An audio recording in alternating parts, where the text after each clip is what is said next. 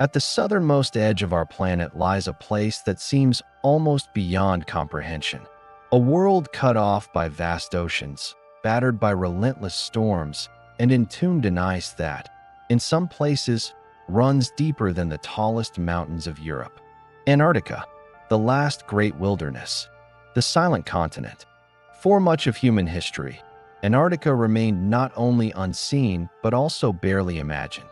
To most people across the centuries, it was a place that existed only in whispers and speculation, in the margins of old maps where imagination and uncertainty took shape. The ancient world knew almost every corner of the Mediterranean, much of Asia and Africa, and even the long sweep of Europe's northern shores. But the far south remained a blank, a great unknown, shrouded in mystery and fear. Even today, it remains one of the most alien landscapes on Earth, a place where survival itself is a daily question, and where the balance of life and death plays out under skies of endless night and endless day. To stand in Antarctica is to confront silence, not the silence of a quiet room, nor the gentle stillness of a forest, but a silence so vast and profound that it feels almost oppressive. The winds roar and the glaciers crack, yet beneath it all, there is an emptiness that speaks louder than sound. It is the silence of a continent largely untouched by human hands, a silence that stretches across deserts of ice, mountains buried beneath snow, and horizons that curve away in white infinity. Antarctica is immense. Covering more than 14 million square kilometers, it is nearly twice the size of Australia and larger than all of Europe combined. To put that into perspective, if Antarctica were a nation, it would be the largest on Earth by far, dwarfing Russia, Canada, or China. And yet, despite its size, it holds almost no permanent population. No great cities, no farmlands, no highways, no monuments built by human ambition. Instead, its surface is cloaked by an ice sheet so vast and heavy that it presses down on the very crust of the Earth beneath it. In places, that ice is more than 4 kilometers thick, sealing away ancient air, fossilized climates, and secrets millions of years old. But it is not only size that defines Antarctica, it is extremity. Here, the cold descends to levels that would freeze metal solid and turn breath into ice.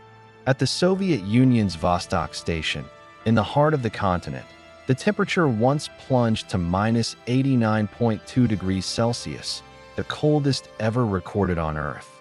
The air here is so dry that in many places, snow falls only a few centimeters a year, making Antarctica the largest desert in the world. And the wind, shaped by the vast plateau of ice and funneled down from its frozen heights, can roar with gusts exceeding 200 kilometers an hour. To walk against such a force is to be hurled backward, to be flung helplessly across the ice.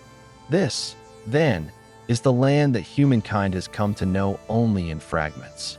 For centuries, it was a ghostly presence on the edge of knowledge, a place charted only in the imagination. Yet in the silence of its plains, Antarctica tells stories that reach far beyond its shores. Stories of the Earth itself, of how continents have shifted, climates have warmed and cooled, and oceans have risen and fallen. Antarctica is, in many ways, a frozen archive, a library written not in ink, but in snow and ice, where each layer holds the memory of a year, a century, a millennium. Scientists who drill into its depths extract cylinders of ancient ice, and in the tiny bubbles of air trapped inside, they find a record of our planet's atmosphere stretching back hundreds of thousands of years. Through these fragile samples, Antarctica speaks, whispering of past ice ages, of ancient volcanoes, of long-forgotten climates that shaped the course of life on Earth. But Antarctica is not just a record of the past. It is also a warning of the future. For within this ice lies the key to what may come. Locked inside the great glaciers of West Antarctica is enough water to raise global sea levels by several meters. Should those glaciers collapse into the ocean, the fate of coastal cities New York, London, Lagos, and Mumbai would be forever changed. To understand Antarctica is, in a sense, to understand our own destiny. The silence of the continent is not empty, it is filled with urgency. And yet, despite its importance, Antarctica remains distant, removed, set apart from the everyday lives of humanity. It is governed not by one nation, but by a treaty, a rare agreement that declared it a land of peace, devoted to science rather than war. Unlike every other continent, it belongs to no empire, no state, no sovereign. It is, in a way, the only place on Earth that belongs to everyone and to no one. But this sense of shared guardianship has not always been secure. For centuries before its discovery, Antarctica was imagined as a place of riches, of fertile lands waiting to be found. For the whalers and sealers who prowled its coasts in the 18th and 19th centuries, it was a place of extraction and profit, where life was measured in barrels of oil and piles of skins. Later, it became a stage for human ambition, where explorers risked everything to etch their names into history. The names of Amundsen, Scott, and Shackleton became synonymous with endurance, tragedy, and triumph. The ice of Antarctica holds not only the memory of the planet, but also the memory of those who dared to tread upon it. It is this duality of silence and story, of vast emptiness and human struggle, that makes Antarctica so compelling. It is a place of myths, of exploration, of science, and of looming change. To tell its story is to weave together many threads. The ancient imaginations that dreamed of Terra Australis, the explorers who braved its storms, the scientists who unlocked its secrets, and the politicians who sought to claim or protect it. And above all, it is to listen to hear the voice of the ice and the warning it carries. This documentary will trace that story from the myths of the ancient world to the challenges of the present. It will journey through the heroic expeditions of the early 20th century, when men risked death to reach the South Pole. It will descend beneath the ice to hidden lakes and mountains unseen by human eyes. It will follow the fragile balance of penguins, seals, and whales whose lives depend on krill, the tiny creature that sustains an entire ecosystem. It will confront the dangers of climate change and ask what future awaits this continent of silence.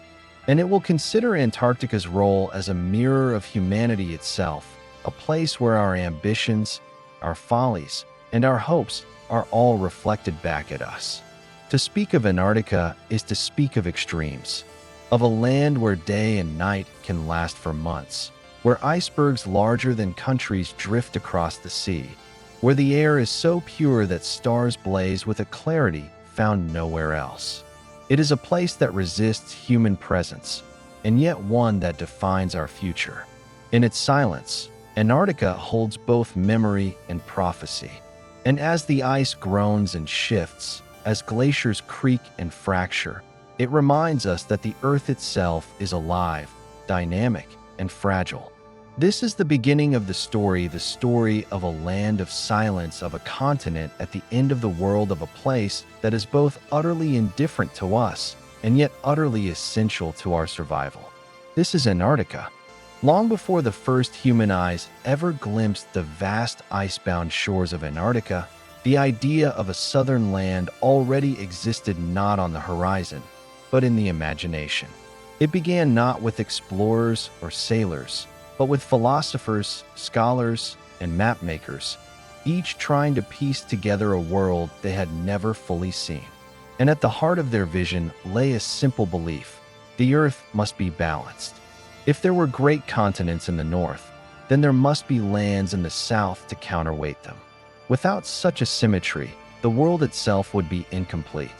This imagined place became known as Terra Australis Incognita, the unknown southern land.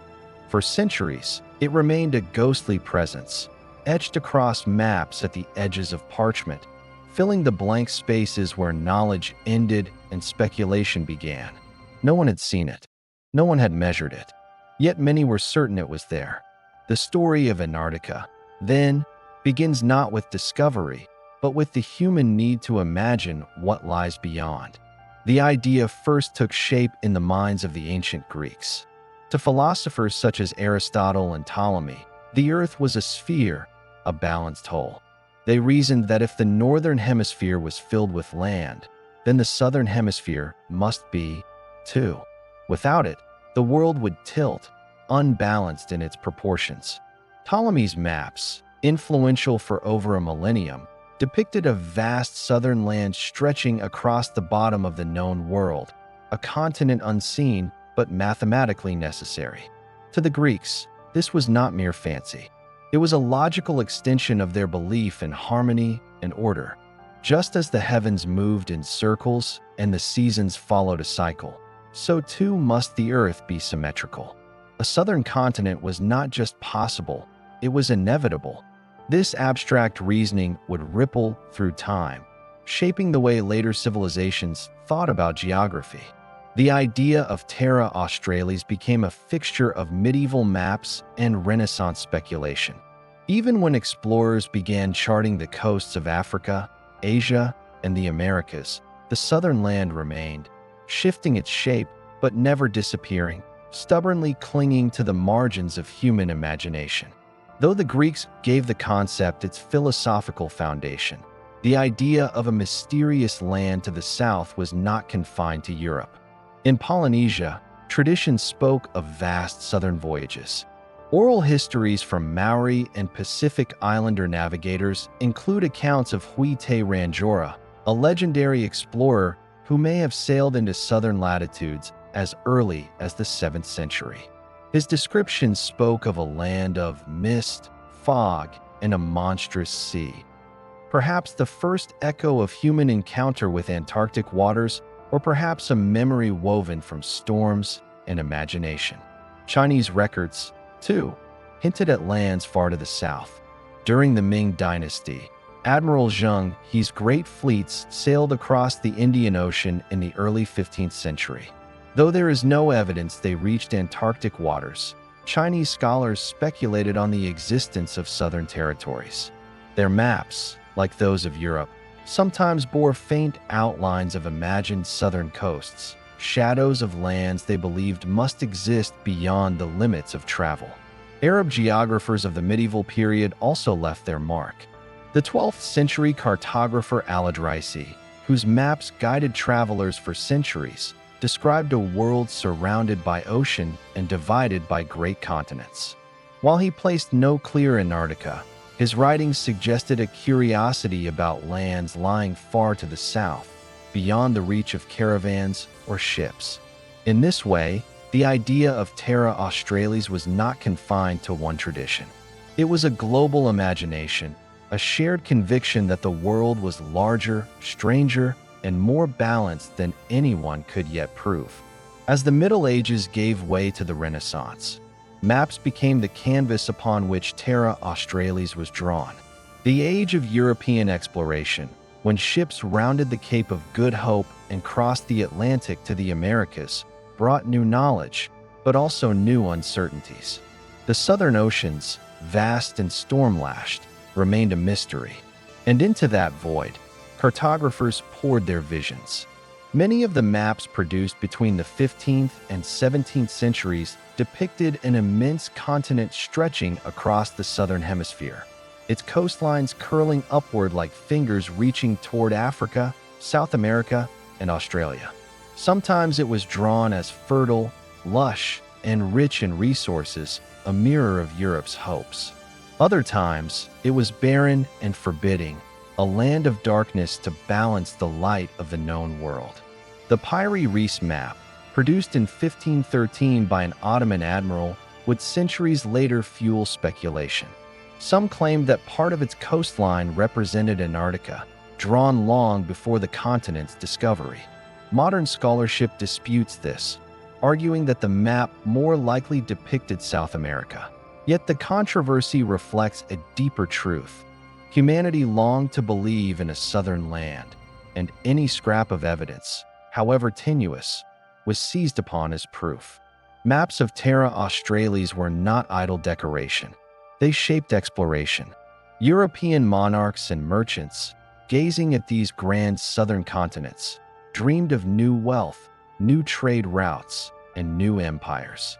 The imagined land was fertile, bountiful, a place of promise rather than desolation.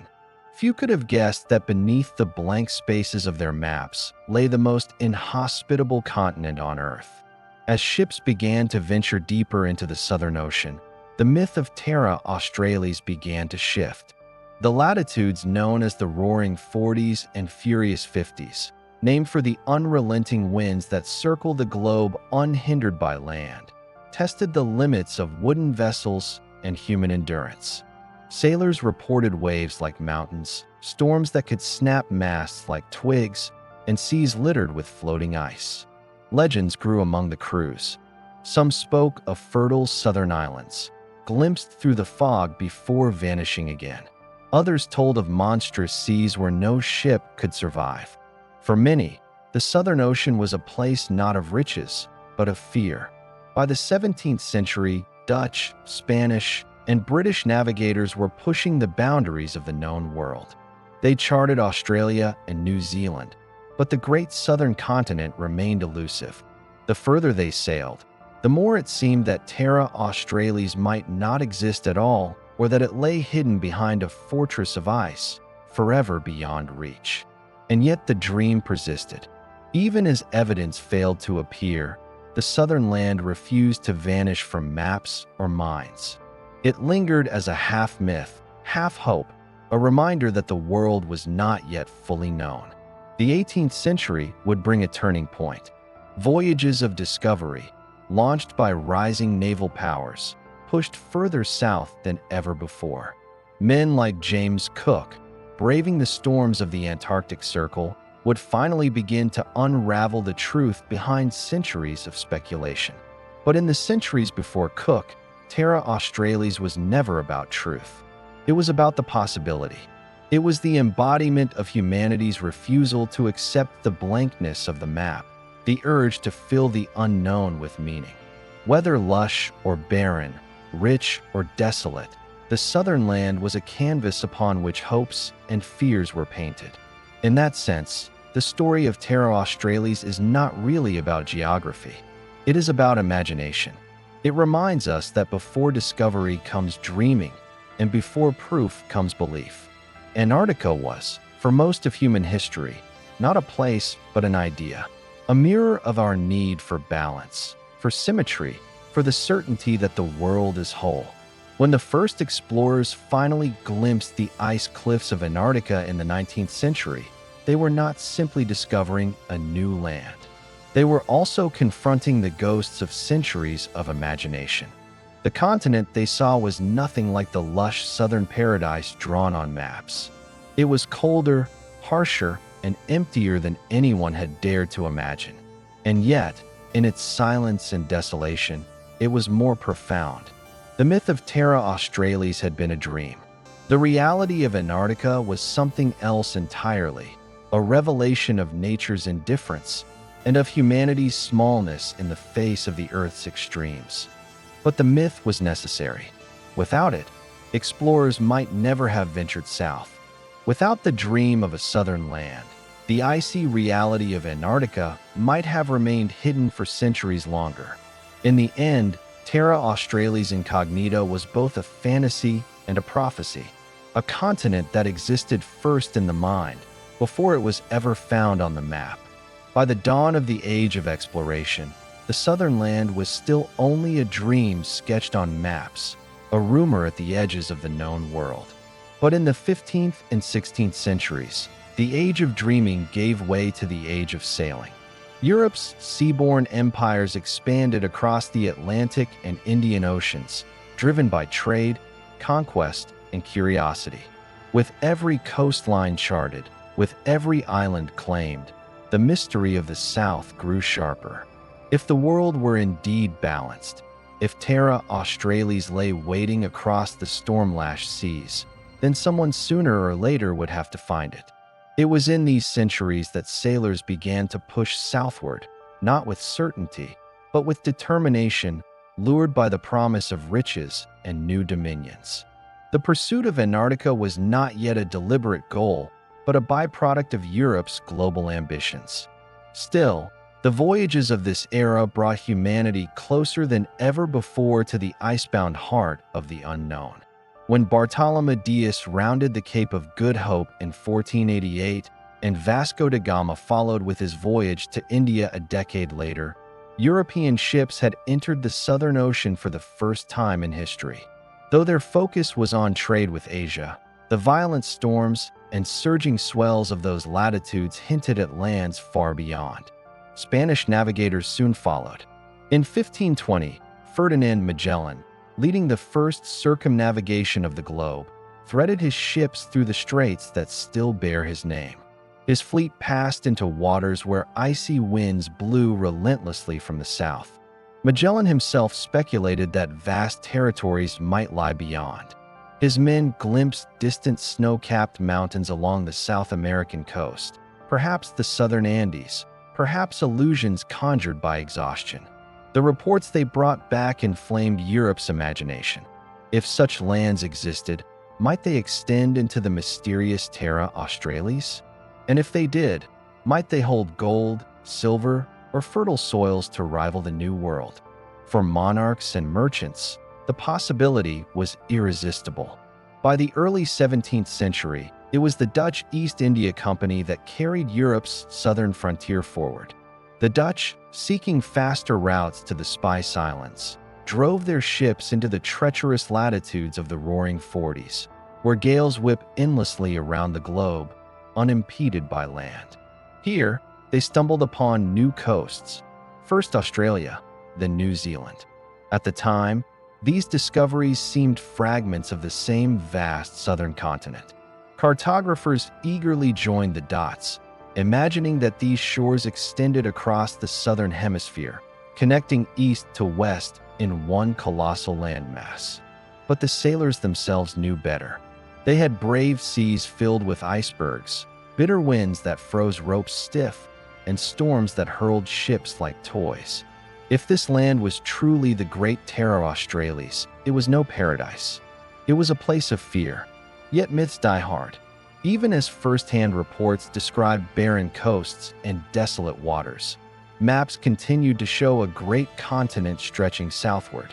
The dream remained too powerful to abandon. For Spain, locked in rivalry with Portugal and later the Dutch and English, the southern land offered both a threat and an opportunity. Spanish ships exploring the Pacific in the 16th and 17th centuries searched for new islands, both for settlement and as stepping stones to Asia. Among the most ambitious of these expeditions was that of Pedro Fernández de Queiroz in 1606. Sailing under the Spanish crown, he proclaimed the discovery of Australia del Espíritu Santo, the southern land of the Holy Spirit, in the New Hebrides, modern Vanuatu. Convinced he had found the gateway to Terra Australis, he envisioned a great Christian empire rising in the southern seas. In reality, Queiroz had mistaken a cluster of islands for the continent of legend. His vision crumbled, but the echoes of his claim lingered. The very name Australia would eventually be adopted, a reminder of how deeply the southern dream was rooted in Europe's imagination.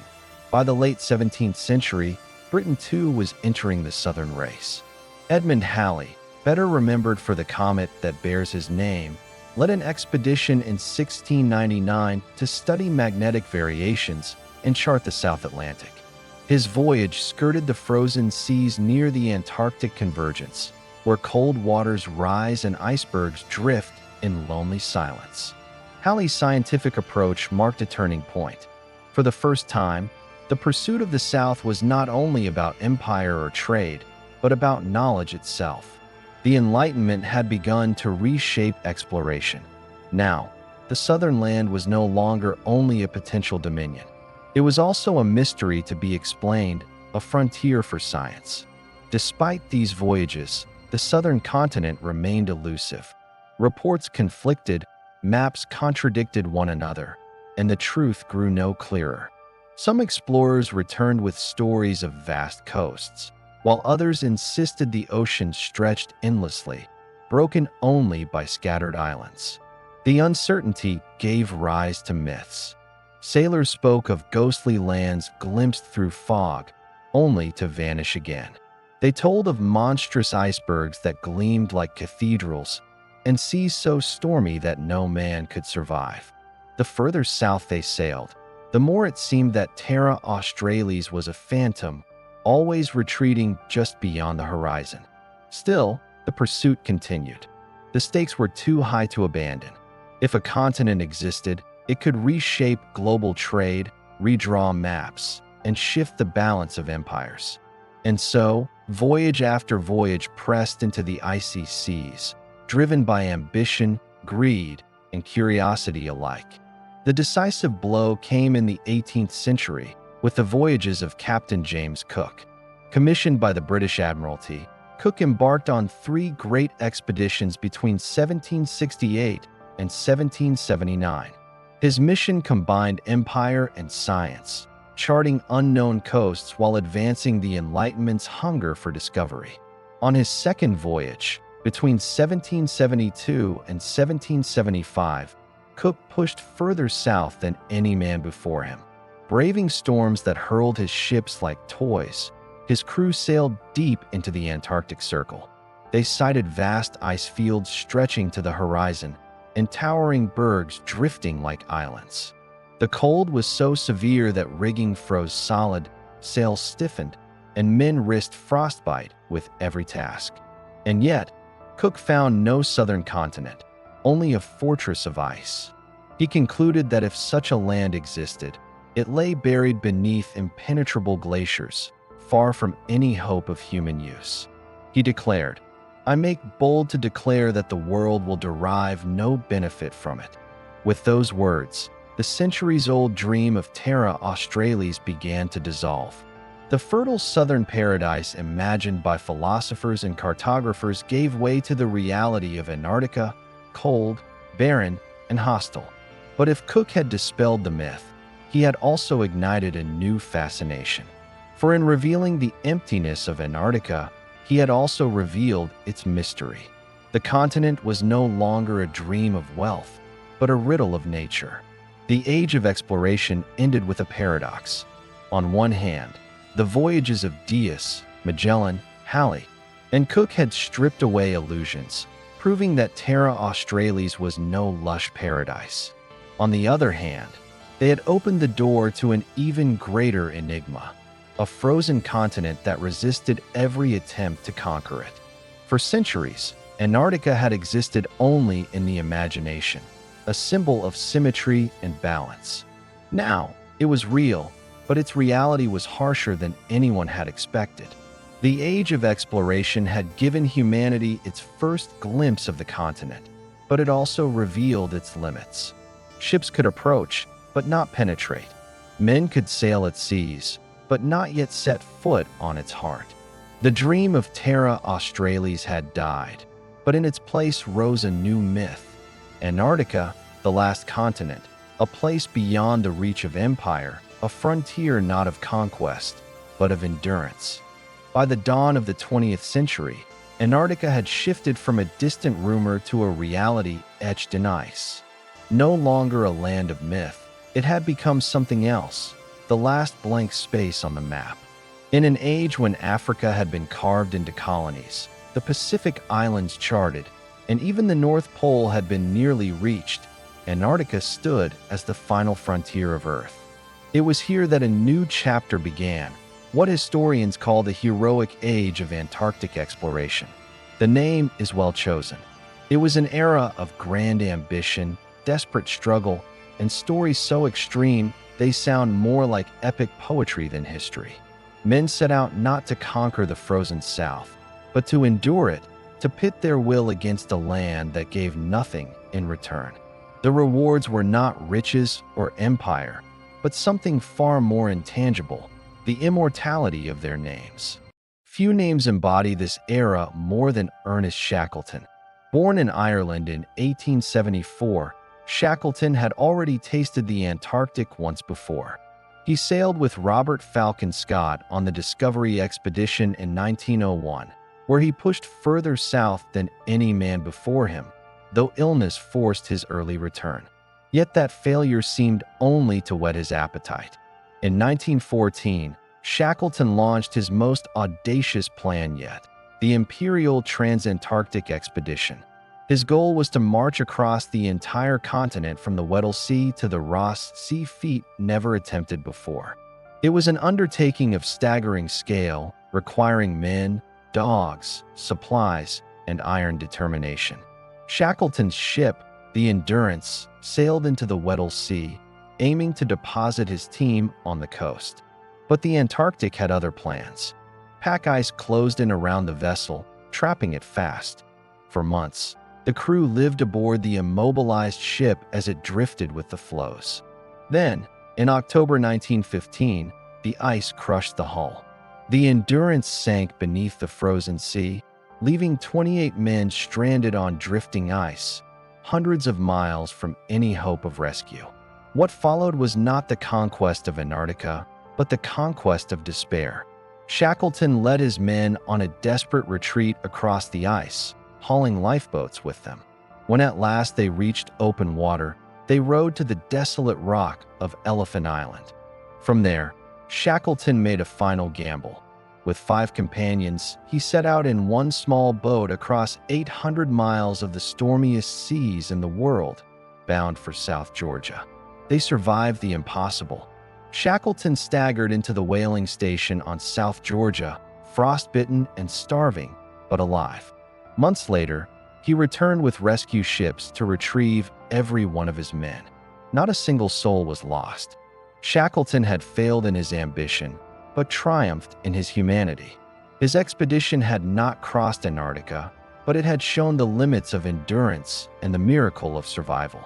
If Shackleton's story was one of survival, the most famous chapter of the heroic age was one of rivalry. It was the race to the South Pole, a contest between 2 men, Roald Amundsen of Norway and Robert Falcon Scott of Britain. Scott was a naval officer, disciplined and ambitious, who had already led one Antarctic expedition. Amundsen was a seasoned explorer from the north, hardened by years in the Arctic. In 1910, both men set out for the same goal: to be the first human to stand at 90 degrees south, the very bottom of the Earth. Amundsen's approach was clinical. He studied Inuit survival techniques, trained with sled dogs, and traveled light. His base camp, Framheim, was efficient, his men skilled, his plan precise. Scott, by contrast, relied heavily on ponies and motor sledges, both of which failed in the deep cold. His expedition became a grinding march, burdened by heavy loads and human exhaustion. Amundsen's team left first, slicing across the ice with speed and precision. On December 14, 1911, they reached the pole, planted the Norwegian flag, and left behind a tent with a simple note. They returned safely, their success owed to preparation and pragmatism. Scott's party arrived 34 days later. What they found was devastating. The flag of Norway already standing in the snow, the note inside the tent confirming their defeat. Their return was a nightmare. Starvation, frostbite, and exhaustion claimed them one by one. Scott himself, weakened and freezing, recorded his last words in a diary. "We shall stick it out to the end, but we are getting weaker, of course, and the end cannot be far. It seems a pity, but I do not think I can write more." The bodies of Scott and his companions were later found frozen in their tent, just 11 miles from a supply depot. Their diaries, preserved in the ice, became testaments of both tragedy and courage.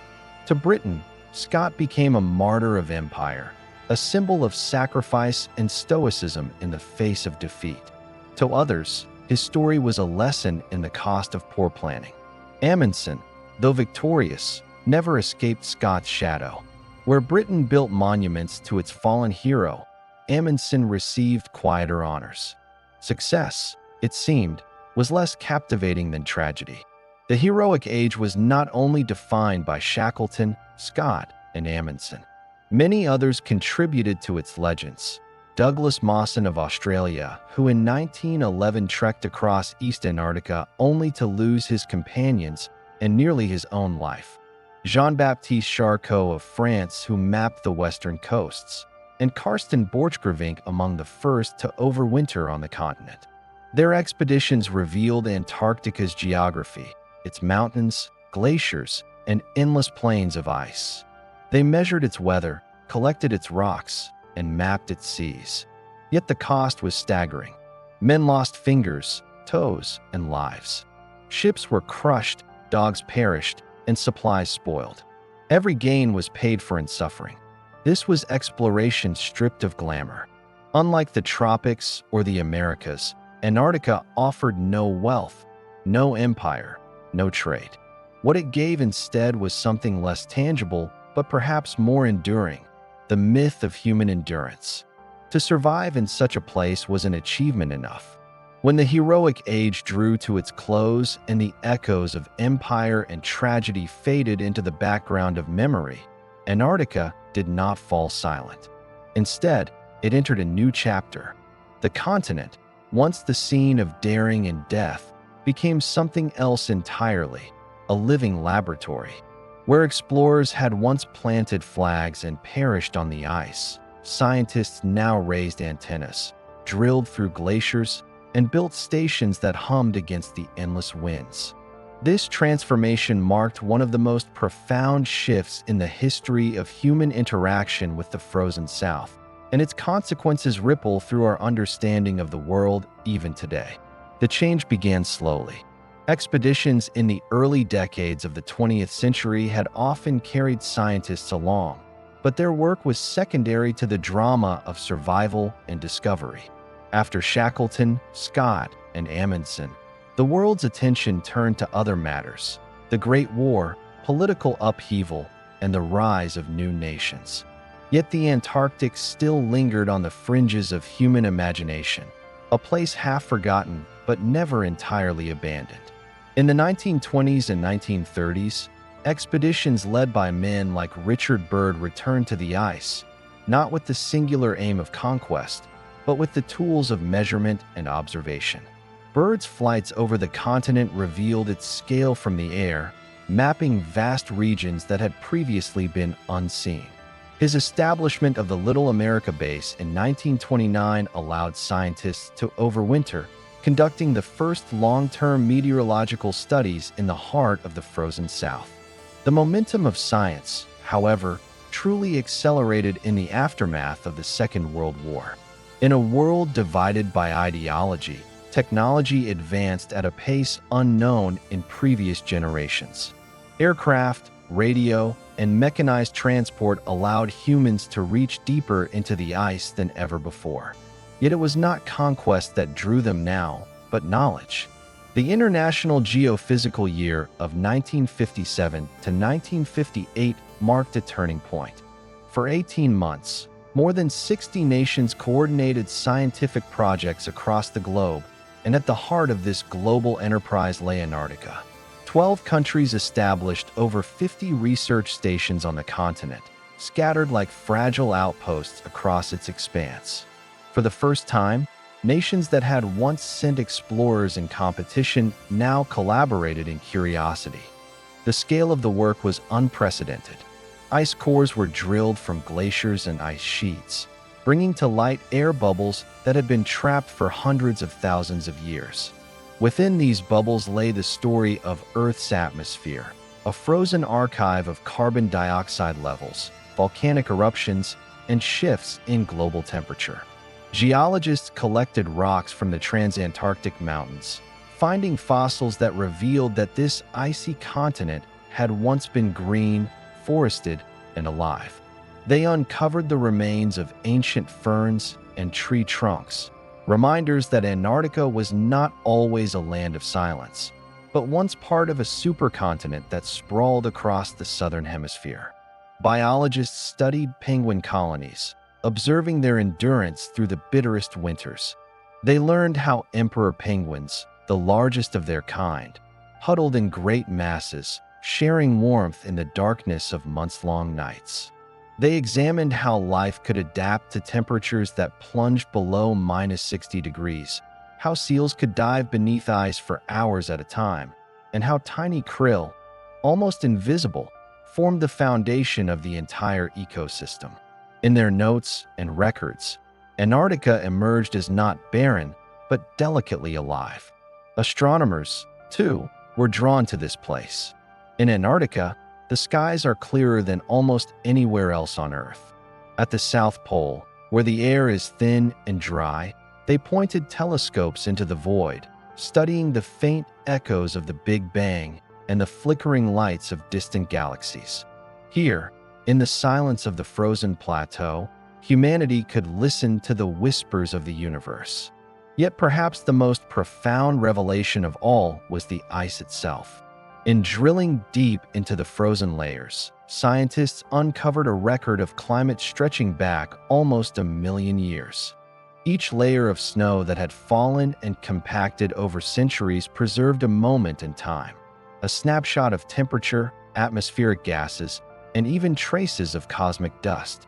From these frozen records, scientists could reconstruct ice ages, warm periods, and the rise and fall of civilizations far to the north, whose fates were unknowingly linked to the rhythms of Antarctica's ice. The establishment of permanent research stations brought with it a new way of life. Men and women now lived year-round in this place, enduring months of darkness, storms that buried buildings beneath drifts, and temperatures that froze metal brittle. At McMurdo Station, America built a sprawling hub on the shores of Ross Island, with laboratories, workshops, and dormitories. At the South Pole itself, Amundsen Scott Station rose above the ice, a symbol of endurance where summer temperatures rarely rose above freezing and winter plunged into unimaginable cold. The Soviet Union built Vostok Station in the heart of the East Antarctic Plateau, where in 1983 the coldest temperature on Earth was recorded, -89.2 degrees Celsius.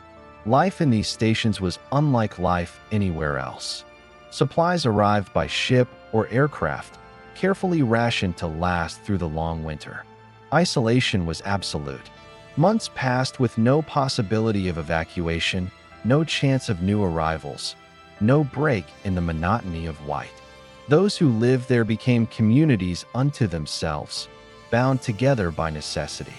Their days were filled with work measuring ice thickness, calibrating instruments, collecting samples, and their nights with the strange rhythms of a land where the sun could vanish for months or refuse to set at all.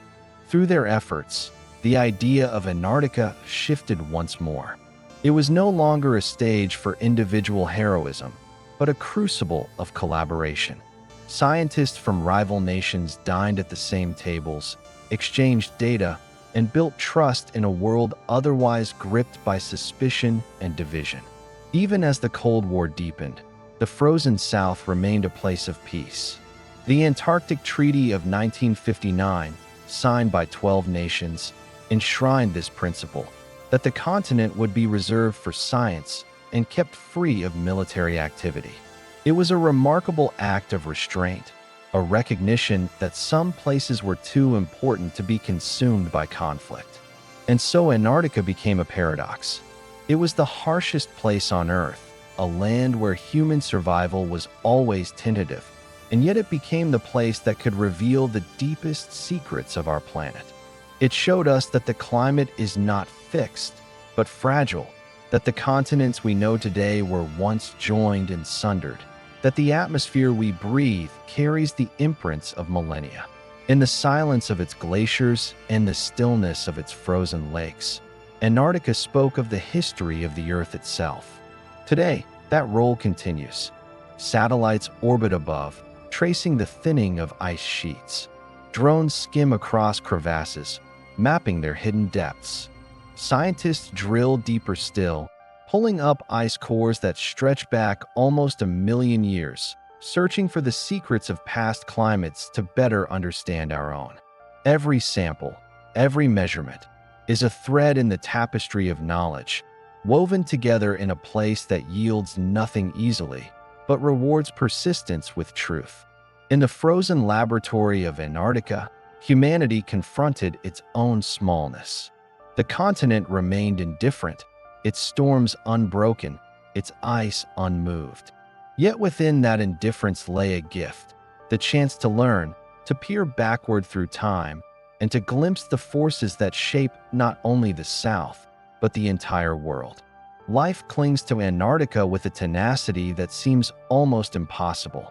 To the first explorers who staggered across the frozen wastes, it seemed inconceivable that anything could survive here. They found no trees, no grass, not even the familiar buzzing of insects that marks the pulse of life elsewhere on Earth.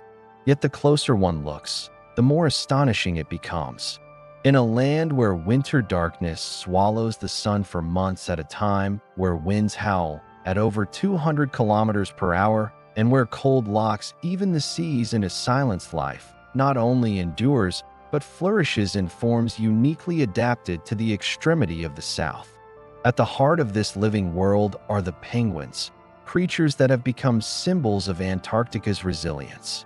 Of the many species that inhabit the southern oceans, two stand as the continent's most iconic, the emperor and the Adelie.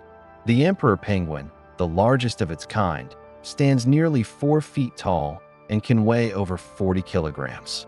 Unlike most birds, it chooses to breed in the depths of the Antarctic winter, when the sea ice extends its furthest and temperatures plunge lower than any other breeding ground on Earth.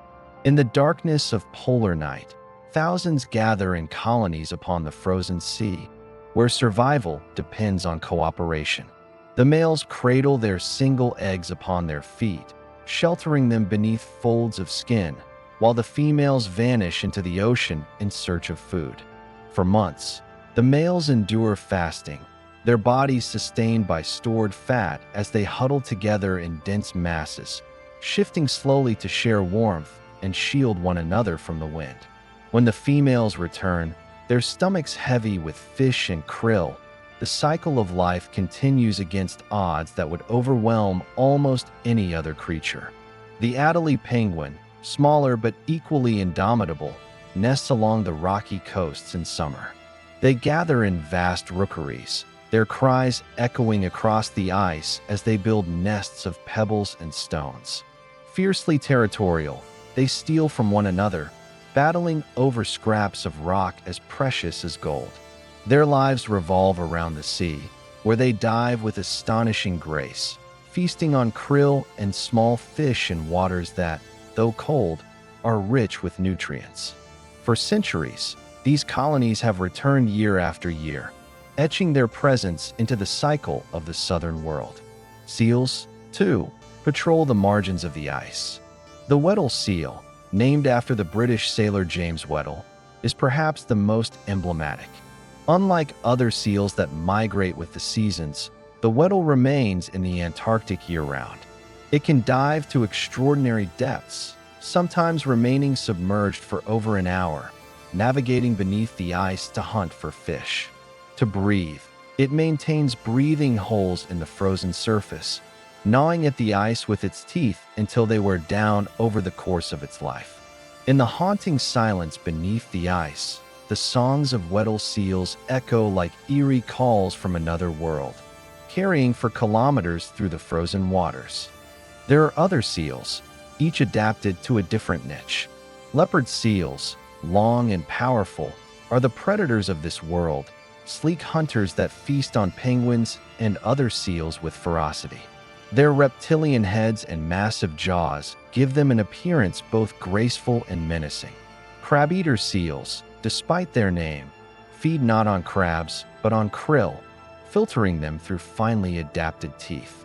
They are among the most numerous large mammals on Earth, their populations numbering in the millions, sustained entirely by the teeming abundance of the southern oceans. Fur seals, once hunted to near extinction during the brutal years of the sealing industry, have returned in vast numbers, reclaiming the beaches where they once bred before human exploitation devastated their kind. But it is not on land, nor on the ice, where the true wealth of Antarctic life is found. It is in the ocean, that vast and frigid realm that surrounds the continent. Here thrives krill, the small, shrimp-like creatures that form the foundation of the entire Antarctic ecosystem. Barely a few centimeters long, krill exist in numbers almost beyond comprehension. Swarms can stretch for kilometers, so dense that they stain the sea red and are visible from satellites above the Earth. These tiny crustaceans feed on phytoplankton that bloom beneath the sea ice when sunlight returns in spring. In turn, krill sustain almost everything else: penguins, seals, whales, and seabirds. Their abundance underpins the survival of giants. The return of whales to Antarctic waters tells a story of both abundance and loss.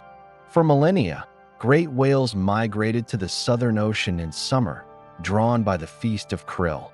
Blue whales, the largest animals to have ever lived, once swam here in such numbers that the sea itself seemed alive with their presence. Fin whales, humpbacks, and minks followed, their songs reverberating across the depths. Yet when humans discovered the riches of these seas, the whales were slaughtered on an industrial scale. From the early 20th century until the 1970s, factory ships and harpoon vessels scoured the Southern Ocean, driving many species to the brink of extinction. The blood of whales stained the waves, and Antarctica's living world shrank in the shadow of human greed. Today, with whaling largely ended, the giants return slowly. Blue whales remain perilously rare, but their calls are once again heard in the waters of the South.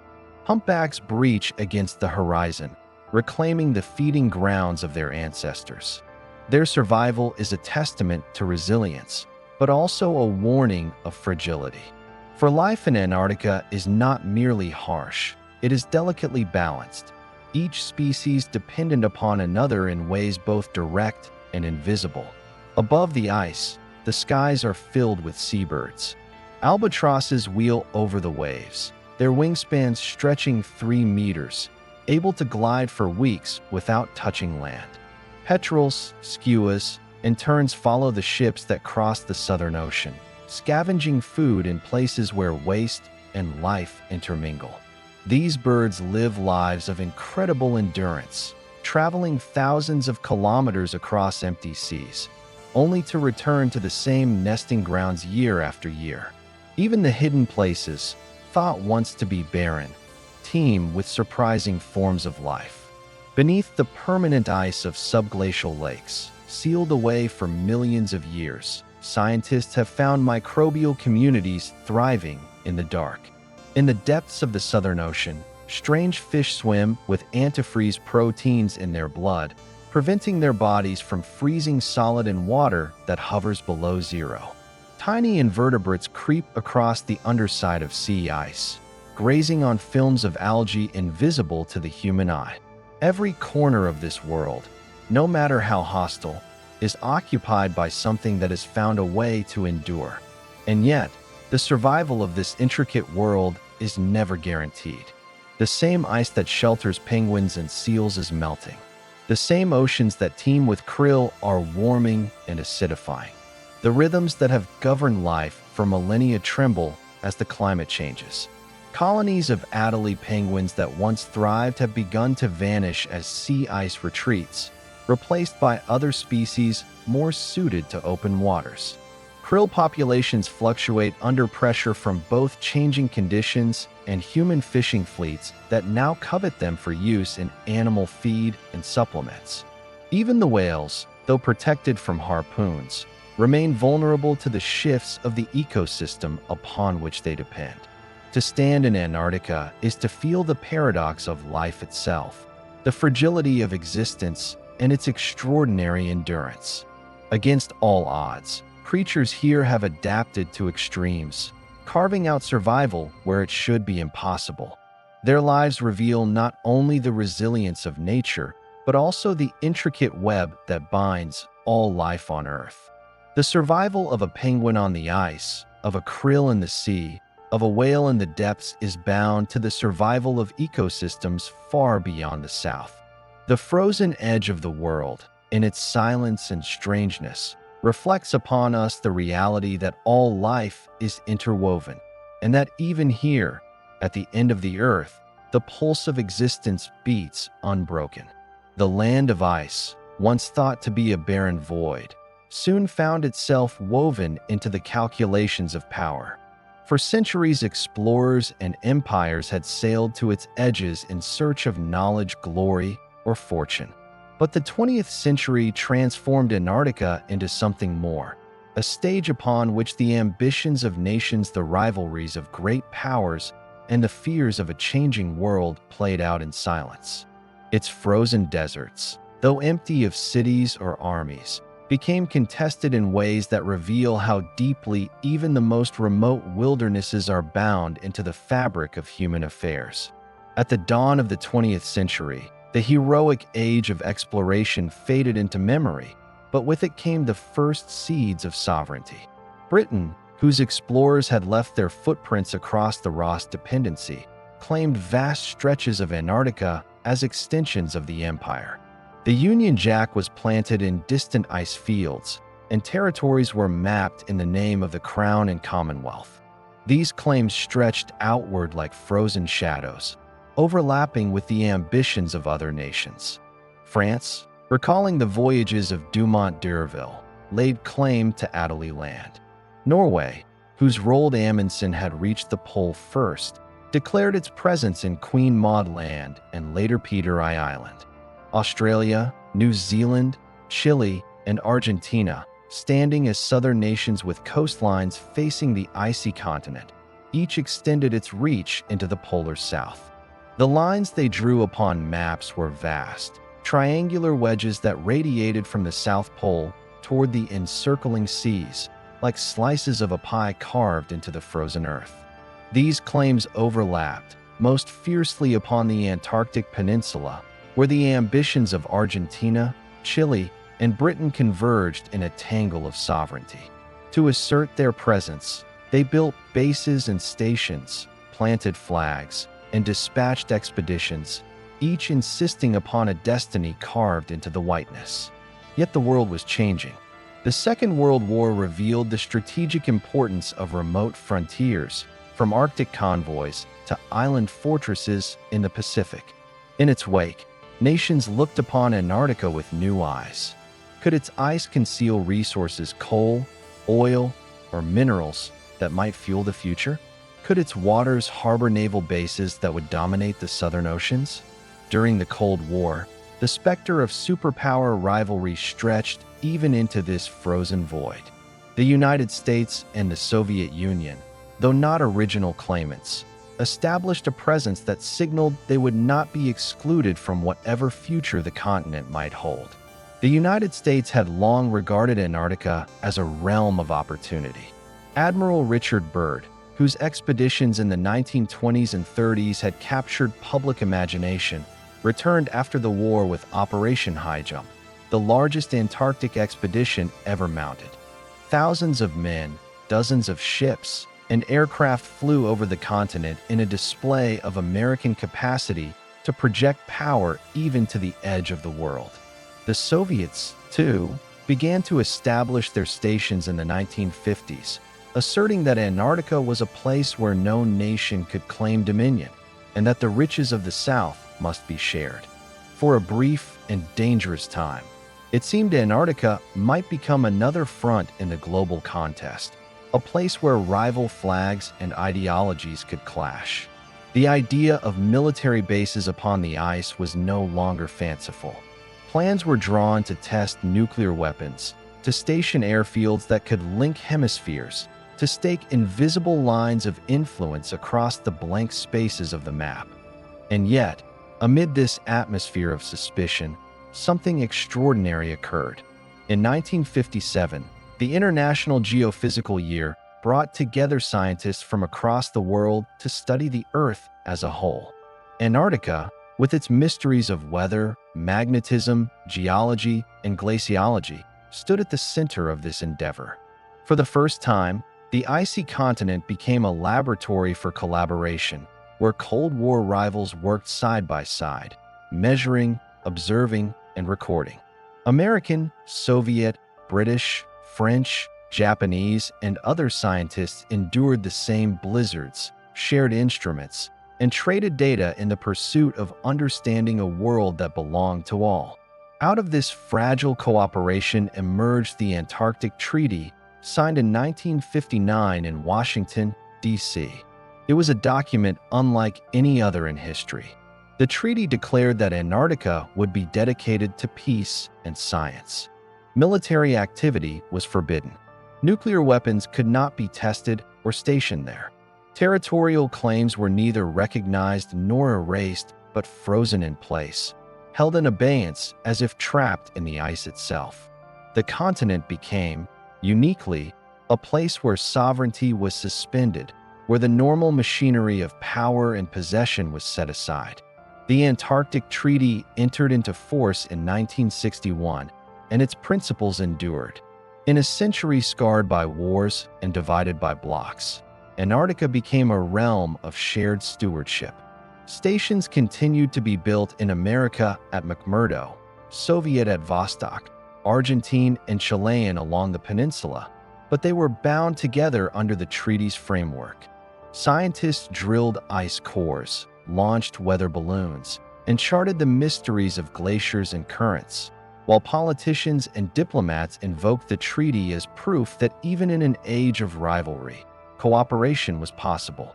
Still, the questions of power never vanished entirely.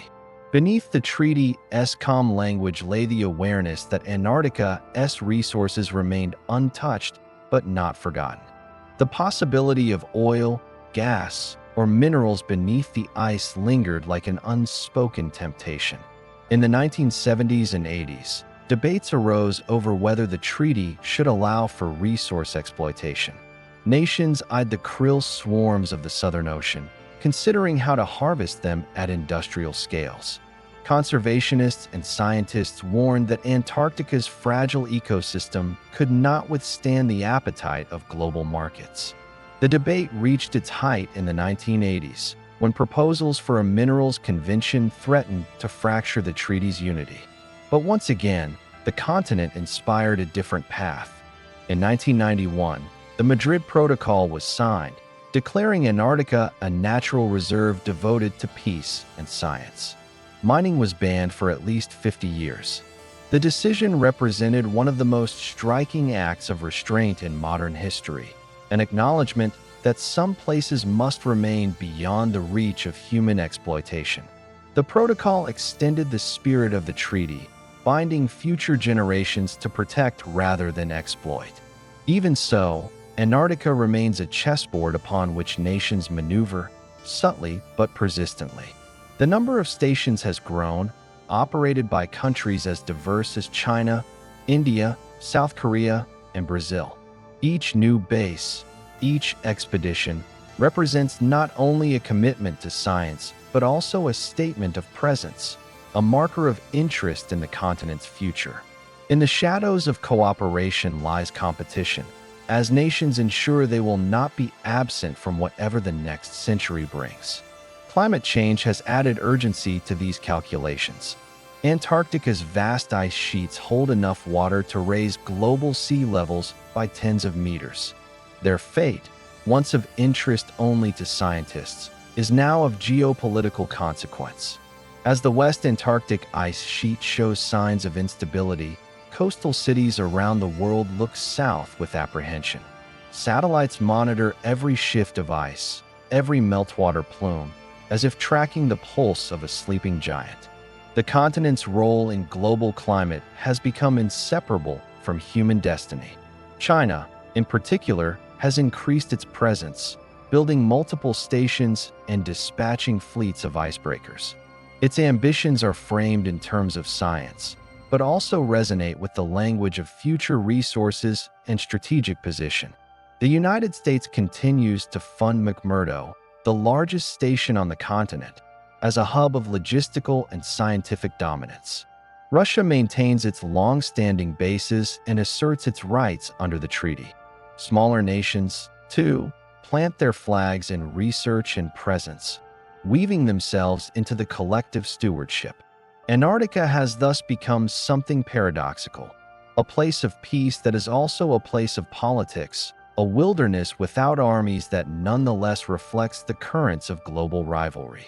Its silence conceals the hum of strategy, its emptiness the density of ambition. What was once Terra Incognita is now Terra Communis, a land held in common, yet never free of the weight of human designs. To consider the geopolitical chessboard of Antarctica is to glimpse both the dangers and the possibilities of human civilization. Here, amid the coldest winds and the most desolate landscapes, humanity has chosen, at least for now, cooperation over conquest, restraint over exploitation. And yet the ice waits, the resources wait, and the rivalries of nations endure. The frozen continent remains suspended between two futures, one of shared stewardship and one of competition unleashed. In its silence, Antarctica holds a mirror to the choices we make and to the world we are shaping beyond its frozen shores. Beneath the white silence of Antarctica lies a realm hidden from human eyes for millions of years. To the explorers of the heroic age, the continent appeared a frozen desert, vast and impenetrable, its secrets sealed beneath miles of ice. They could not have imagined that under that frozen crust stretched mountains taller than the Alps, valleys deeper than the Grand Canyon, and lakes as vast as inland seas. What seemed still and eternal was in truth dynamic, alive, a world locked away in darkness and cold. Only in the late 20th century did humanity begin to peel back the curtain of ice and discover that Antarctica's greatest mysteries lay not upon its surface, but beneath it. The first hints of a hidden world came not from boots in the snow, but from machines in the sky. In the 1950s and 60s, as aircraft carrying radar instruments skimmed over the frozen plateau, scientists noticed anomalies in the signals. Instead of reflecting from solid rock or ice, the waves seemed to bounce from beneath, revealing voids and shapes concealed in the depths. It was as if an unseen landscape lay buried, preserved in perpetual night. Decades of surveys built a picture of the Gamburtsev Mountains, a vast range completely entombed under ice, stretching for more than 1,000 kilometers. These mountains, unseen by human eyes, rose as high as the Alps, carved by ancient rivers long before glaciers smothered them. To imagine them hidden under kilometers of ice is to glimpse the scale of Antarctica's enigma, a continent with two faces, one visible, the other shrouded in secrecy. But mountains were not the only discovery. In 1956, a Soviet aircraft flying over the heart of East Antarctica recorded peculiar echoes. Decades later, scientists realized they had found evidence of something extraordinary: a liquid lake sealed under 4 kilometers of ice, cut off from the surface for perhaps 15 million years. It was named Lake Vostok after the nearby Russian research station.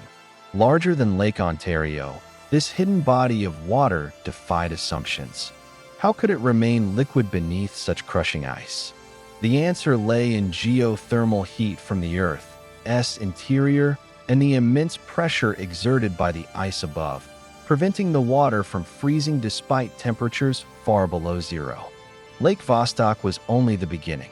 As satellite imaging and radar mapping advanced, scientists uncovered evidence of more than 400 subglacial lakes across the continent, linked by hidden rivers flowing through the black depths. These lakes are time capsules, locked away since long before humanity evolved, their waters untouched by sunlight, isolated ecosystems that may harbor life, forms unknown to science. Some speculate that microbial communities may have adapted to survive in complete darkness, feeding on minerals and chemicals released from the bedrock, just as life thrives around hydrothermal vents deep in the oceans. To find life in such conditions would not only expand our understanding of biology on Earth, but also shape our search for life beyond it. The implications reach far beyond Antarctica. If organisms exist in the sealed waters of Lake Vostok, then the icy oceans of distant moons like Europa, and Enceladus may also harbor life. In this way, Antarctica becomes a mirror of the cosmos, a proving ground for astrobiology. To drill through its ice is not merely to explore our planet, but to practice for journeys to other worlds. It is no coincidence that space agencies have taken a keen interest in Antarctic expeditions, seeing in its frozen darkness a rehearsal for exploration of alien seas. Yet accessing these hidden realms is fraught with peril. Drilling through kilometers of pristine ice risks contaminating ecosystems that have remained isolated for millions of years.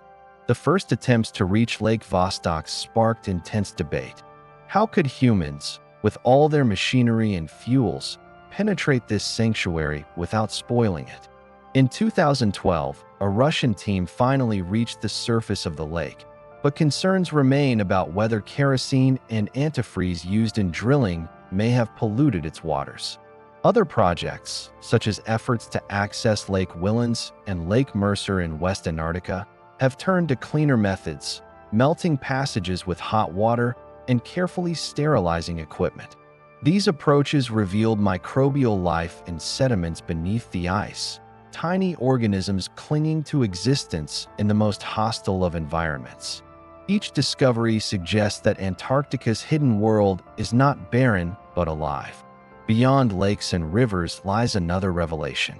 Radar surveys have revealed vast canyons and rift valleys beneath the ice, some stretching for hundreds of kilometers. One such chasm, the Bentley Subglacial Trench, plunges deeper than Death Valley, a sunken scar buried in silence.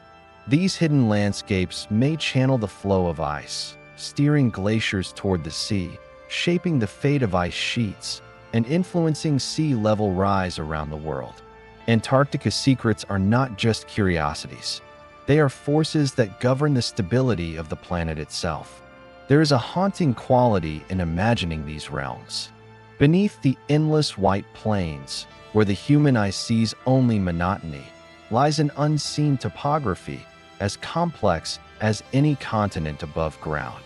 Entire mountain ranges lie entombed, rivers whisper beneath glaciers, lakes brood in blackness, untouched by light for millions of years. It is a world that reminds us how little we know, how much of our planet remains hidden, and how every discovery uncovers yet deeper mysteries. The human fascination with what lies beneath the ice has also fed myth and speculation. Fringe theories speak of ancient civilizations buried under the glaciers, of lost continents preserved in frozen time. The infamous Piri Reis map, a 16th century chart that some claim shows an ice-free Antarctica, has fueled endless conjecture. Though mainstream science dismisses these ideas, they reveal the deep hunger people have to imagine that beneath the cold silence lies something more than geology, a forgotten story waiting to be unearthed. While such myths stretch credibility, they echo an older truth, that Antarctica has always been a canvas for human imagination, a place where our ignorance allows dreams, fears, and fantasies to take root. Modern technology continues to peel back the ice's secrets. Satellites track the shifting gravity of Antarctica, revealing the mass of ice and water moving beneath. Ice-penetrating radar sketches hidden rivers, showing how meltwater pulses through the continent like veins beneath the skin. Autonomous submersibles probe beneath floating ice shelves, sending back images of alien seascapes where strange creatures cling to life in freezing dark waters. Each year, discoveries redraw our understanding of Antarctica, transforming it from a static wasteland into a dynamic, interconnected system. And still, mysteries remain.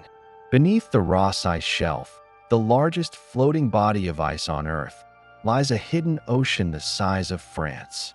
In these black waters, scientists have found strange fish, translucent and ghostly, surviving against impossible odds. What other forms of life wait in the deep, beyond the reach of light? In the sealed lakes of East Antarctica, could unique ecosystems thrive, cut off from the rest of Earth's biosphere for epochs? The answers remain uncertain, but the pursuit of them reveals humanity's restless desire to push into the unknown.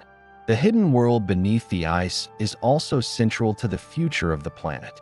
The flow of water beneath glaciers lubricates their movement, hastening their collapse into the sea. As the climate warms, subglacial lakes may drain more rapidly, weakening the buttresses that hold back the great ice sheets.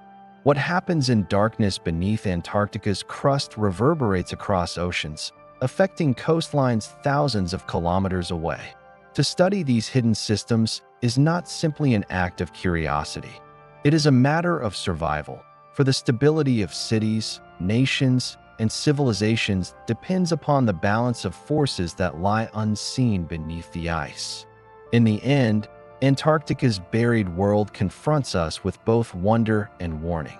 It shows us that even in the coldest, most forbidding places, life finds a way, clinging to existence in forms we can barely imagine. It reminds us that our planet still holds vast frontiers of mystery, places that humble our knowledge and challenge our arrogance. But it also reveals how fragile the balance is, how easily human intrusion might disrupt ecosystems sealed away in time, and how profoundly the fate of hidden rivers and lakes can determine the lives of billions beyond Antarctica's shores. There, in the eternal darkness beneath the glaciers, lies a world that is both alien and intimate, secret and decisive. To listen to its silence is to hear the faint echoes of Earth's deep past, and to glimpse the precarious outlines of its future. Antarctica, the frozen continent, guards its secrets well, but with each discovery, we are reminded that the greatest mysteries of our planet do not lie in the stars above, but in the depths beneath our feet, locked away in the cold silence of the ice. The mid-20th century was a time when the world, wearied by two catastrophic wars and frightened by the possibility of a third, began to look upon Antarctica not only as a frozen wilderness, but as a crucible of global destiny. For centuries, it had been the backdrop to heroic ventures and scientific quests, but now it became something more stage upon which nations would act out their competing ambitions, where the future of human cooperation and conflict would be tested against the harshest environment on Earth. The post-war decades brought a wave of geopolitical maneuvering, a new form of competition where flags planted on ice and maps drawn in conference rooms carried as much weight as the whalers, harpoons, and explorers' journals that had defined earlier centuries. This was the beginning of Antarctica's transformation into a theater of international intrigue. The end of World War II left much of the world in ruins, and power was increasingly concentrated in two superpowers, the United States and the Soviet Union. Both had vast resources, global ambitions, and an unspoken awareness that dominance of the polar regions might confer strategic advantages. In the early years of the Cold War, the Arctic, with its air routes and submarine patrols, loomed large in military calculations. Yet Antarctica, remote and largely empty, also began to stir interest. If planes could refuel on the frozen continent, if radio stations could be set up there, if mineral wealth lay beneath its ancient ice, then this forbidding land might become a pawn in the global chessboard of superpower rivalry. At the same time, older claims resurfaced. Britain, whose explorers had been among the most celebrated in the heroic age, maintained its dominion over the Falkland Islands and their dependencies, which it used to assert claims on the Antarctic Peninsula. Argentina and Chile, each driven by proximity and nationalism, pressed overlapping claims that covered some of the same territory Britain had marked. These disputes were not abstract. In the late 1940s and early 1950s, the three countries carried out low-level confrontations, removing each other's flags, dismantling huts, and even skirmishing in icy harbors. It was the kind of colonial rivalry Europe had played out in warmer latitudes for centuries, but here, it unfolded on an alien continent of glaciers and icebergs. The United States, never content to watch from the sidelines, launched Operation High Jump in 1946 to 47, one of the largest expeditions Antarctica had ever seen. Commanded by Rear Admiral Richard Byrd, the mission involved thousands of personnel, ships, and aircraft, all converging on the Ross Sea. Officially, it was described as a training exercise in polar conditions with scientific undertones. Unofficially, its scale alarmed other nations. Why would America deploy such a massive force to the world's most remote continent if not to stake a claim, test military techniques, or scout the icy terrain for future bases? Though the operation withdrew after several months, its shadow lingered. For many observers, it was proof that Antarctica had entered the age of geopolitics. The Soviet Union, too, was not idle. Though its early Antarctic presence had been limited, Moscow made it clear that it would not recognize the territorial claims of others. Its scientists began to show interest in the vast continent, and by the mid-1950s, Soviet expeditions would establish permanent stations deep in the interior. Where earlier centuries had seen European empires argue over trade routes and colonies, now the Cold War superpowers eyed Antarctica as a space to project influence, to prove ideological superiority, and perhaps to gain a foothold in the last unclaimed frontier.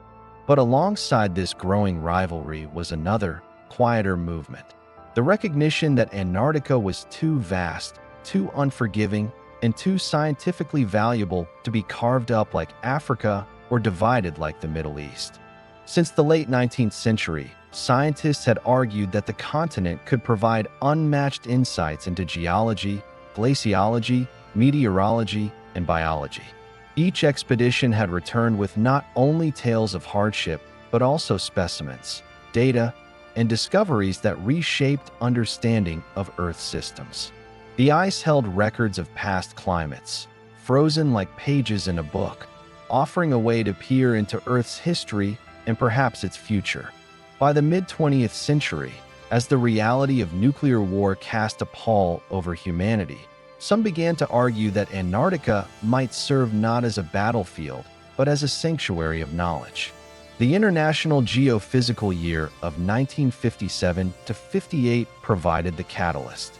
Conceived as a worldwide scientific collaboration, it brought together 67 nations to study the Earth as a whole, from the deepest oceans to the highest atmosphere. Antarctica was the centerpiece. 12 nations, including the United States, the Soviet Union, Britain, Argentina, Chile, Australia, and others committed to building research stations, sharing data, and braving the polar night in pursuit of knowledge. For the first time, the interior of Antarctica was systematically explored, its mountains surveyed, its skies monitored, its glaciers drilled. The year marked the birth of the modern scientific era in Antarctica, and the proof that nations locked in global rivalry could nonetheless cooperate when faced with the vastness of nature. The fruits of the International Geophysical Year led directly to one of the most remarkable diplomatic achievements of the 20th century, the Antarctic Treaty. Signed in Washington in 1959, it was a document of striking simplicity and ambition. It declared that Antarctica would be used only for peaceful purposes, that military activity was forbidden, that scientific collaboration would be open and encouraged, and that all territorial claims were effectively frozen.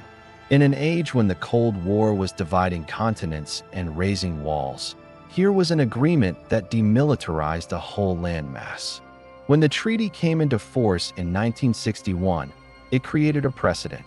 Antarctica would belong to no one nation, but to humanity as a whole. Yet the treaty was not without ambiguity. It left questions of resource exploitation unresolved. It allowed nations to maintain their claims without enforcing them, and it depended on goodwill rather than enforcement.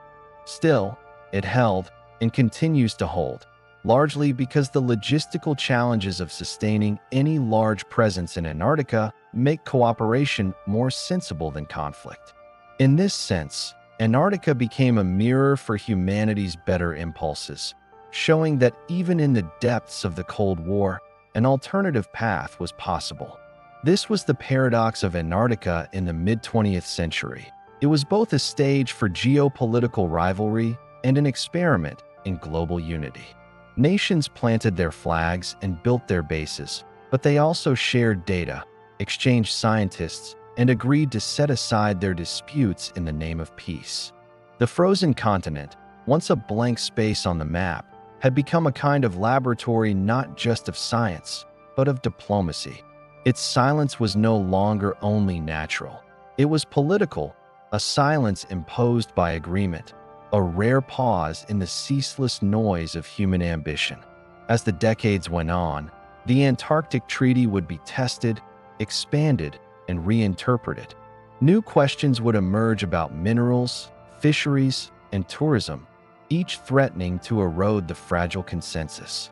But in those formative years, when the memory of war was still fresh and the specter of nuclear conflict haunted every negotiation, Antarctica offered a glimpse of another possibility: that humanity, confronted with the immensity of nature, might choose cooperation over conquest.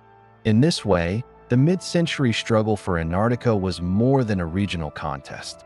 It was a chapter in the ongoing story of human ambition, a reminder that even at the farthest edge of the world, politics could not be excluded. But it was also a testament to the capacity for restraint, for imagination, and for hope. Antarctica had become a continent where history and future, rivalry and unity, war and peace, all converged on a stage of ice.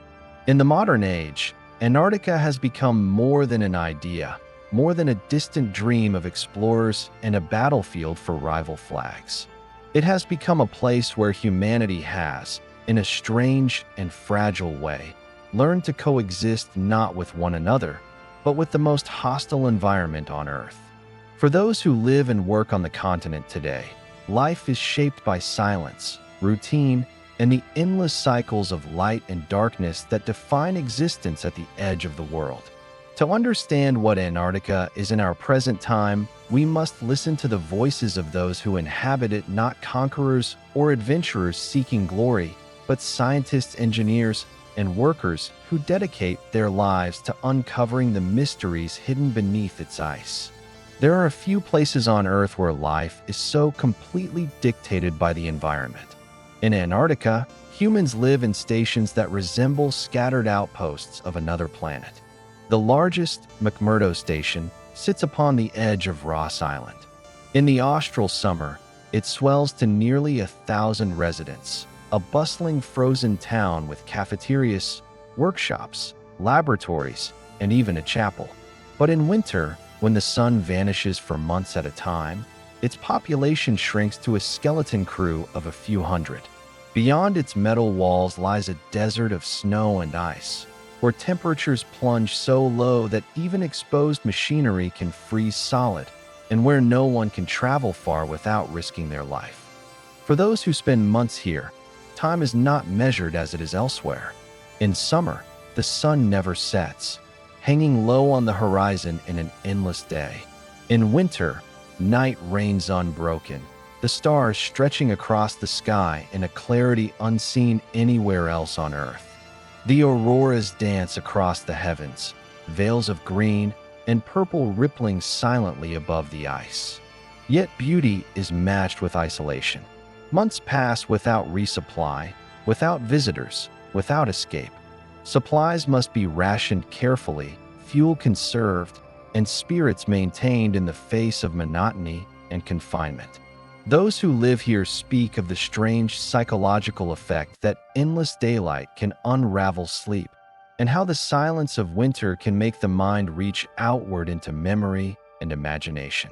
To live in Antarctica is to live in a crucible of patience. Scattered across the continent are smaller outposts, each with its own story. Amundsen, Scott's South Pole Station, stands directly at the Earth's southernmost point. Life here is harsher still, at an altitude above 9,000 feet, with winter temperatures that fall below 70 degrees Celsius south. The station is cut off for months, its inhabitants sealed in as if on a spacecraft orbiting the planet. Yet from here, Astronomers peer into the cosmos, the dry atmosphere allowing them to glimpse the universe in wavelengths invisible elsewhere. Radio telescopes track the echoes of the Big Bang. Physicists send detectors deep beneath the ice to capture elusive particles called neutrinos, hoping to unlock the secrets of distant galaxies. On the surface of this frozen continent, people search for answers to questions that stretch far beyond the Earth. Elsewhere, nations maintain their own footholds, sometimes for science, sometimes for politics. Russia's Vostok Station, one of the most isolated places on the planet, has drilled into the ice to reach the hidden Lake Vostok, sealed beneath 4 kilometers of ice for millions of years. British, German, Chinese, Argentine, Chilean, and many others operate their own stations, some permanent, some seasonal, each contributing to the collective knowledge humanity has gathered here. There is a peculiar unity in this research shared across nations, findings published for the world. Yet there is also quiet rivalry, subtle reminders that even in a land without borders, old patterns of competition remain. The work of these scientists reaches into every field imaginable. Glaciologists track the shifting movement of ice sheets, watching as their flow into the ocean accelerates.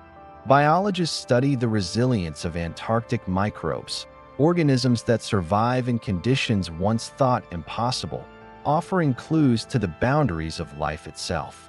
Climate scientists analyze ice cores, cylinders of ancient ice that record the history of Earth's atmosphere, each trapped bubble of air carrying the story of a world long gone. From these samples, they read a tale of shifting climates, of warming and cooling, of balance and disruption. In this frozen record lies the evidence that the modern warming of the planet is not part of a natural cycle, but something faster, sharper, and more dangerous than anything seen in the past hundreds of thousands of years. And beyond the science, there are human stories. The cook is preparing meals from supplies shipped months ago, making bread in the dim warmth of the station's galley. The mechanic is working in freezing conditions to keep generators running, engines thawed, and vital systems alive. The medic caring for the sick or injured, knowing that evacuation is impossible for months on end. Each person is part of a fragile machine, where every role, no matter how small, ensures survival. Bonds form quickly in such isolation. Friendships are forged in the darkness of winter, when music is played on worn instruments, films are shown on makeshift screens, and conversations stretch long into the night. Some return year after year, drawn back by the silence, the beauty, and the sense of purpose. Others leave, changed forever by the experience, their memories etched with the unearthly light of auroras and the endless emptiness of the polar plateau. Yet this life is not without cost. The environment takes its toll on the body and mind. Frostbite is a constant threat, and injuries must often be treated with limited supplies. Isolation weighs heavily, and many describe a strange feeling of dislocation when they return to the outside world, where the noise and pace of civilization feel overwhelming after months of quiet. Some never fully readjust, carrying Antarctica within them as an unshakable presence, a reminder of another world that exists within this one. Antarctica today is not a place of conquest or settlement, but of residence without ownership, a reminder that humans are not masters everywhere they go. Here, we are temporary visitors, our survival dependent on preparation, cooperation, and respect for forces beyond our control. The voices that rise from the ice of scientists, workers, and explorers of the present age remind us of what it means to inhabit a place without claiming it, to study, without exploiting, and to live within the boundaries of what nature allows. In their testimonies, Antarctica becomes more than a place of cold and danger. It becomes a mirror, showing us the extremes of human endurance, the value of knowledge, and the rare possibility of international cooperation. It is a place where silence teaches lessons louder than words, and where those who dwell there, even for a season, glimpse both the fragility of human life and the resilience of the human spirit. And as long as their voices echo from the ice, the story of Antarctica remains alive, not only in the data collected, but in the lived experience of those who choose to stand at the bottom of the world, in service not of empire or ambition, but of understanding. The future of Antarctica is written in uncertainty, its path shaped not only by the ice and the cold, but by the choices of humanity. For now, it stands as a protected sanctuary, guarded by treaties and protocols, a continent free from war and exploitation. Yet beneath the surface, beneath the layers of snow and silence, lies a tension between preservation and desire. It is the tension of a world growing hungrier for resources, more restless for new frontiers, and more careless with the boundaries of nature. In 1991, the Madrid Protocol was signed, a sweeping declaration that banned mining and resource extraction on the continent. It promised to keep Antarctica untouched, a continent devoted to science and peace. But its protections are not permanent. In the year 2048, the agreement will come up for review. And though that date seems distant, the decades pass quickly. Already, conversations echo in the halls of power, questions whispered about what lies beneath the ice. Geologists know that Antarctica holds vast reserves of coal, iron ore, copper, and precious metals. Oil and natural gas are believed to exist in great abundance beneath the continental shelf. For now, the cost of extracting such wealth is too high, the dangers too severe. But the world changes. Energy grows scarce, and technology advances. What today seems impossible may tomorrow become inevitable. Tourism has already become one of the first tests of Antarctica's fragile future. In the early years, only a few hundred adventurous travelers made the long journey by ship. Now, tens of thousands arrive each summer, their numbers growing year by year. They come to walk among penguin colonies, to gaze upon glaciers, to stand at the threshold of the last great wilderness. Yet each footprint, each ship's discharge, each disturbance to fragile breeding grounds leaves its trace. Penguins abandon nesting sites if humans linger too close.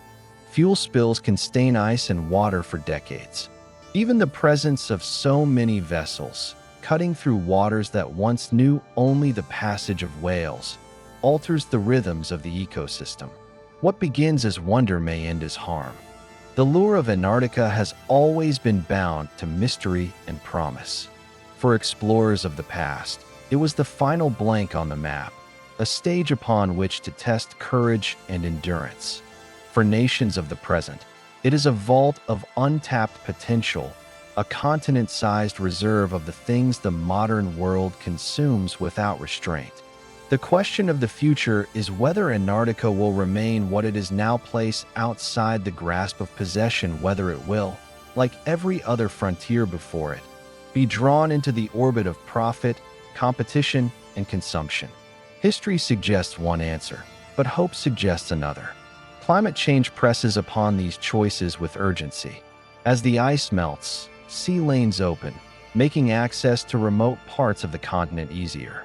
Ice-free areas expand, creating new spaces where infrastructure might take hold. What was once sealed off by nature itself is now being exposed, piece by piece, by the warming of the world. At the same time, the consequences of that warming make Antarctica more important than ever. Its glaciers, if destabilized, could reshape coastlines across the globe. Its ecosystems, already fragile, could collapse under new pressures. Its role as a scientific laboratory for understanding Earth's past climate becomes essential for predicting its future. It is both treasure and warning, a continent that offers resources to exploit and lessons to heed, often in the same breath. The Antarctic Treaty system remains a fragile shield. It has worked for decades, preserving peace and cooperation in a century otherwise filled with conflict. But treaties are written by humans, and humans can choose to ignore or rewrite them.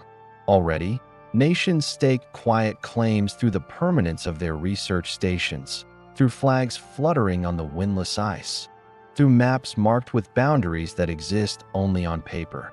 They do not fight for land today, but they prepare for tomorrow, when the agreements may falter and the world's hunger may demand new sacrifices. The danger is not only exploitation, but indifference.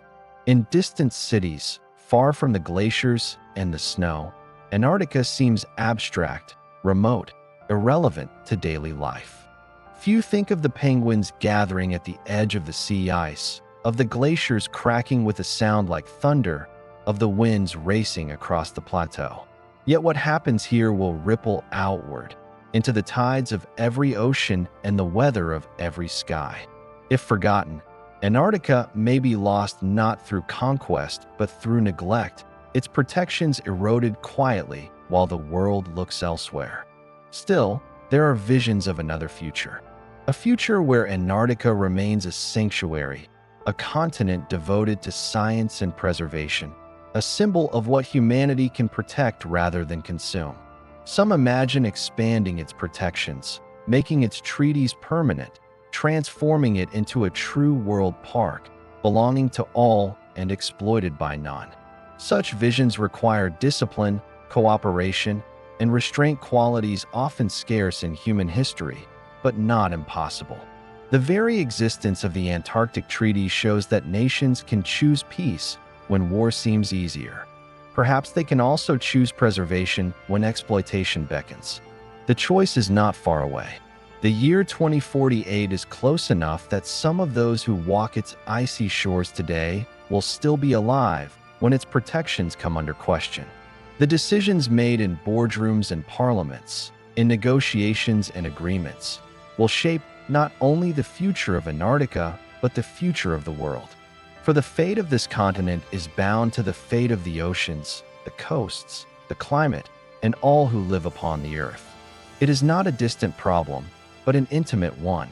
What happens to the ice will happen to us. What happens at the end of the world will shape its center.